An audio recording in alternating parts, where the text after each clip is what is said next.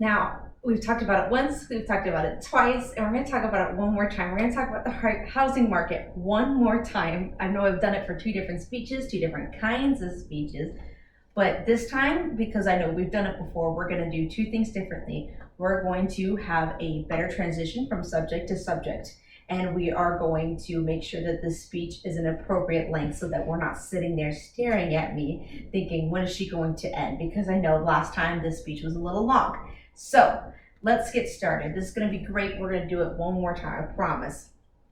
Now, people think that the housing market is going to be crashing this year. And I am here to tell you again that it is not. It's not going to be crashing this year. And there's a couple of reasons for that. There's housing shortages. They're not being able to build houses more than they used to. And sellers are not budging on price. Those two things, it's making it hard for people to be able to buy houses. And as we go later and later into 2023, and now we're kind of wrapping up the year, there's no way that the housing market's going to crash with those two things in place. Now, first, we're going to talk about why there are housing shortages. Supply can't meet demand. I know personally I work at a store called At Home, and that's not houses, that's just regular everyday products. And back when COVID first started, we had a problem with getting things in because things couldn't be built. And the same thing applies to the housing market. Business Insider did an interview with some construction workers, and one of them said that materials and labor shortages during the height of the pandemic fueled another slowdown, and that never recovered. He goes on to say in that article that it never recovered. They're still having a struggle of getting materials built, in for these houses in order for them to be built.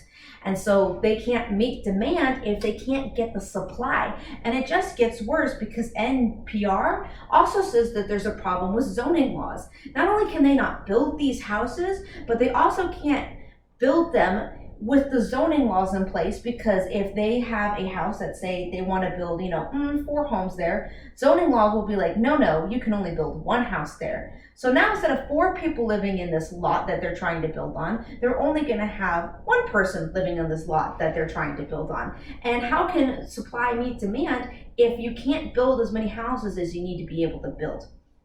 But this isn't the only problem with the housing shortage. You also have sellers and asking prices. Now, according to Zillow, a median house cost in Arizona is $420,494.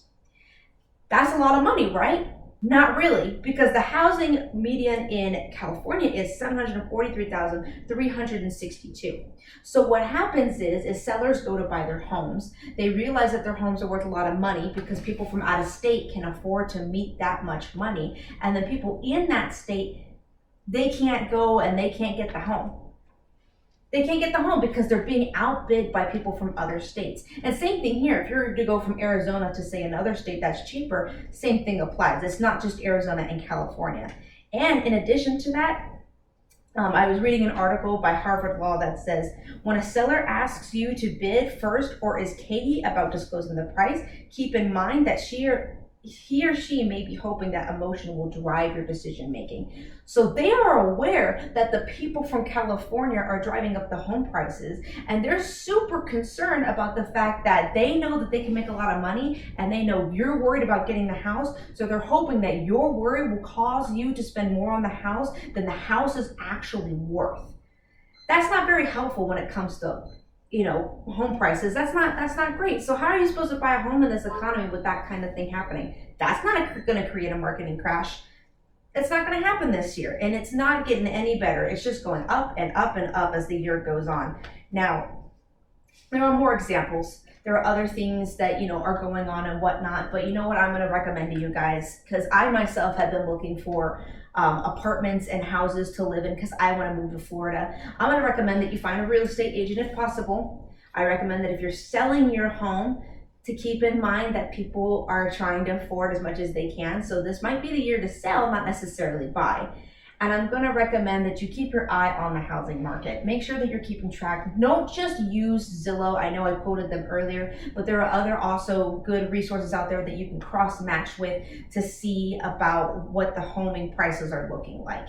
There are definitely options, but in case you were wondering if this year was going to be any different and there was going to be that crash, that 2008 crash that everybody was worried about, it's not going to happen this year. I'm sorry, it's just not looking that possible way. And with only 3 months left of the year, what you gonna do?